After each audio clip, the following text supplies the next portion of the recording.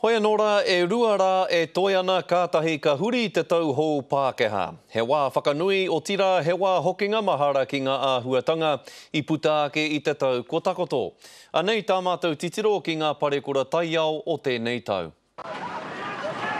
He tau e kiki ana I ngā aitua o te taiao. Kāore I tua atu I te rua ruaumoko I o tautahi I te marama o Pēpuere. I ukuuku katoatia te pokapū o te taone, me te aha, ko tahirau e 82 ngā tāngata I mate.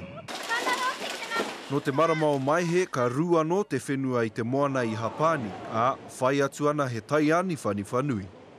I parekuratia ngā taone pāpaku I te taha moana, a I reira hoki etahi Māori e noho ana. As the earthquake continued, I was starting to feel a bit scared. Aha kua kaore he Māori I mate, he neke atu I te 15 mano tāngata I mate. Wow! Kātahi I te marama o Mei, I puhia mai e tāwhiri mātea he haua whiowhio ki te raki pai whenua. I've never seen anything like it. Ko ngā whare maha I wāwāhia, ka mutu he kaihanga whare no ngā Filipino I mate atu. Tainoa ki te kaipuke o Rina, tērā I pakaru mai ai te hinu me ngā para ki tauranga moana. Ko tangaroa me ana tamariki I kaha patua e te para o te kaipuke nei, a kei te haere tonu tērā raru ki te tauhaura anō.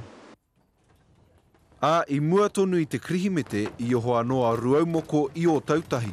Aha kua kaore he tangata I mate, ko ngā whare I pāhoro, ko ngā wairua e manawa kiore nei, me te tumanako hoki pea mo tērā tau, kia mahe ake ngā karawhiunga o te taiao.